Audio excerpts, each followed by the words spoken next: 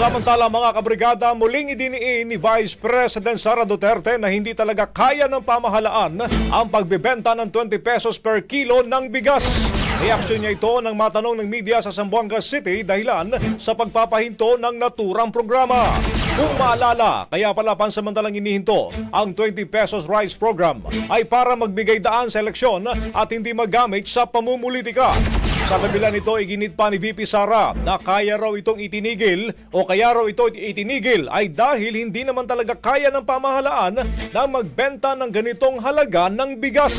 Kaya nga raw siya napasuot ng itim na damit sa naturang event kahapon ay dahil sa pagluluksa niya sa tila ba'y paglalaro raw sa mga mahihirap at pansamantala sa kanilang kagutuman. Kaya nila napatigil yan, kaya nila tinigil yan kasi alam nila na hindi talaga nila kaya ibenta. Sinubukan nila mag-promise na naman ulit na alam nilang hindi nila kaya ibigay.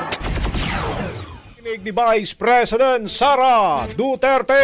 Umahataw, Brigada Balita Nationwide. Ang bahaging ito ay hatid sa atin ng Yummyvit ES2 Oral Drops. Simulang tuparin ang pangarap ng iyong anak. And stunting now,